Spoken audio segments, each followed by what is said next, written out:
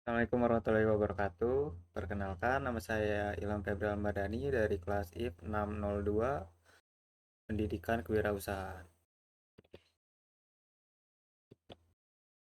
Sini saya akan mempresentasikan eh, tugas UAS, yaitu penjelasan tentang analisis produk dan model bisnis kendaraan listrik BYD.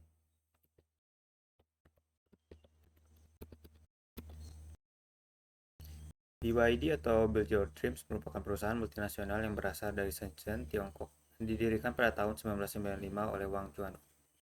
BYD tidak hanya bergerak di bidang kendaraan listrik, perusahaan ini memiliki 4 lini bisnis utama, yaitu kendaraan listrik, rail transit, elektronik dan komponen handset, serta energi terbarukan seperti solar dan energi storage. Secara global, BYD sudah memiliki jangkauan yang cukup luas, yaitu beroperasi di lebih dari 70 negara dan 400 kota. Untuk pasar Indonesia sendiri, BYD menawarkan beberapa produk seperti Atto 3, Seal Dolphin, Sea Lion, M6, serta varian DMI. Yang cukup penting dalam perkembangan BYD di Indonesia adalah dimulainya produksi kendaraan secara lokal di Subang, Jawa Barat pada tahun 2026. Hal ini menunjukkan adanya pergeseran dari kendaraan impor atau CBU menuju produksi dalam negeri. Selanjutnya adalah keunggulan produk BYD. Salah satu teknologi yang menjadi identitas BYD adalah Blade Battery. Baterai ini menggunakan teknologi LFP dan dirancang dengan tingkat keamanan yang tinggi. Kemudian terdapat e-Platform 3.0, yaitu platform kendaraan listrik yang mengintegrasikan berbagai komponen utama kendaraan sehingga dapat meningkatkan efisiensi dan pemanfaatan ruang. BYD juga memiliki teknologi Seal to Body atau CTB di mana baterai menjadi bagian dari struktur kendaraan.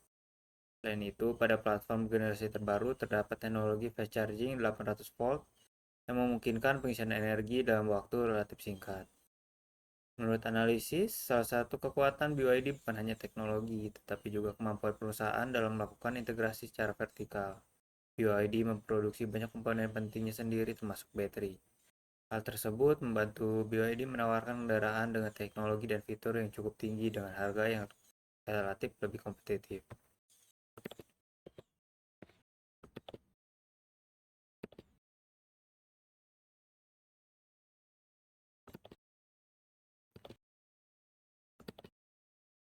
Secara global, BYD sudah menjangkau lebih dari 70 negara dan 400 kota. Bahkan pada data yang digunakan dalam analisis ini, BYD telah mengekspor kendaraan energi baru ke 117 negara. Untuk Indonesia, target pasarnya terutama berada pada masyarakat perkotaan kelas menengah hingga atas. Contohnya adalah keluarga muda yang mulai beralih dari kendaraan berbakar bensin menuju kendaraan listrik. Model seperti Atto 3, Dolphin, Sea Lion, dan M6 dapat menyasar kebutuhan yang berbeda mulai dari kendaraan perkotaan sampai kendaraan keluarga. Perkembangan pasar Indonesia juga didukung oleh kebijakan dan insentif pemerintah terhadap kendaraan listrik. Pada Juli 2026, berdasarkan data yang digunakan dalam presentasi ini, BYD berhasil masuk 3 besar wall sales nasional dengan 6.569 unit. Ini menunjukkan bahwa penerimaan pasar terhadap produk BYD di Indonesia semakin berkembang. Berdasarkan data dalam presentasi, wall sales BYD Indonesia pada Januari sampai Juli 2026 mencapai 29.826 unit. Namun terdapat sesuatu yang menarik jika kita melihat perkembangan penjualan per bulan. Pada kuartal 1 tercatat angka yang cukup tinggi, kemudian terjadi penurunan cukup besar pada bulan Mei yaitu sekitar 895 unit. Setelah itu penjualan kembali meningkat pada Juni menjadi 5.264 unit dan Juli mencapai 6.569 unit. Jadi meskipun sempat terjadi penurunan, tren pada periode berikutnya menunjukkan adanya pemulihan. Dari sisi komponen, beberapa kelebihan yang sering muncul adalah kelengkapan fitur teknologi dan ADAS, efisiensi energi, performa akselerasi, serta desain interior yang modern. Namun ada juga beberapa keluhan terutama mengenai layanan pernah jual, kesiapan bengkel, dan diagnosis software. Selanjutnya kita melihat kondisi keuangan BYD secara global. Dalam 9 bulan pertama tahun 2025, pendapatan BYD tercatat sekitar 566,27 miliar yuan, sedangkan laba bersihnya mencapai sekitar 23,33 miliar yuan. Yang menarik adalah besarnya investasi perusahaan pada penelitian dan pengembangan atau R&D. BYD mengeluarkan sekitar 43,70 miliar yuan untuk R&D atau bahkan lebih besar daripada laba bersihnya pada periode tersebut. Menurut saya, angka ini menunjukkan bahwa BYD tidak hanya mengejar keuntungan jangka pendek, perusahaan juga mengalokasikan dana yang besar untuk mengembangkan teknologi, baterai, kendaraan listrik, dan produksi energi lainnya. Di sisi lain, margin dan laba perusahaan tetap menghadapi tekanan akibat persaingan harga yang semakin ketat di industri kendaraan listrik. Walaupun perkembangan BYD cukup kuat, perusahaan juga menghadapi beberapa tantangan. Tantangan pertama adalah layanan pernah jual. Masih terdapat keluhan mengenai lambatnya respon dealer, koordinasi dengan asuransi atau leasing, serta kesiapan bengkel. Kedua adalah ketersediaan suku cadang. Untuk wilayah di luar kota besar, jaringan bengkel EV dan ketersediaan spare part masih menjadi tantangan. Tiga adalah transisi dari kendaraan impor menuju produksi lokal. Pada masa transisi tersebut sempat menjadi penurunan wholesale yang cukup besar. Selain itu, terdapat gap antara wholesale dan retail, artinya jumlah kendaraan yang didistribusikan kepada dealer belum tentu sama dengan jumlah kendaraan yang benar-benar dibeli konsumen. Tantangan lainnya adalah perang harga dan kompetitor kendaraan listrik, khususnya dari perusahaan otomotif Cina lainnya.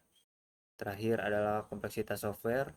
Kendaraan listrik modern semakin bergantung pada software sehingga proses diagnosis dan troubleshooting membutuhkan tenaga teknis dengan kemampuan khusus.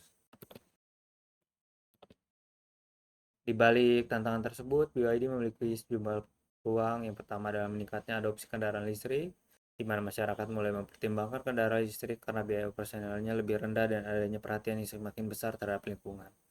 Kedua adalah dukungan pemerintah melalui berbagai insentif kendaraan listrik. Ketiga adalah produksi lokal di Subang. Produksi lokal dapat membantu BYD meningkatkan daya saing harga, memenuhi kebutuhan TKDN, menciptakan lapangan kerja, dan bahkan berpotensi menjadikan Indonesia sebagai basis ekspor untuk pasar regional. Peluang berikutnya adalah ekspansi produk dengan menghadirkan kendaraan yang lebih terjangkau, city car, hatchback, maupun kendaraan hybrid di BYD dapat memperluas target konsumennya.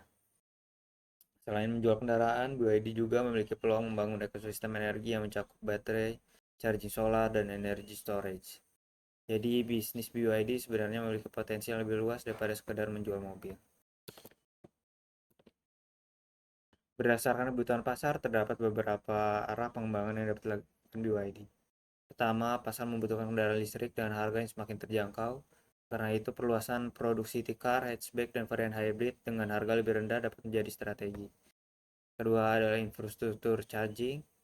Pertumbuhan kendaraan listrik harus diikuti dengan pembangunan jaringan charging yang lebih merata, terutama di luar kota-kota besar.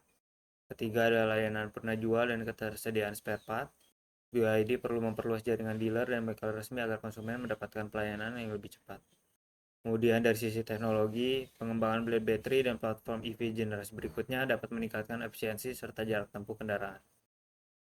Terakhir, dengan produksi lokal di Subang dapat terus dikembangkan untuk mendukung TKDN sekaligus membuka peluang ekspor. Sebagai kesimpulan, BYD memiliki posisi yang cukup kuat dalam industri kendaraan listrik.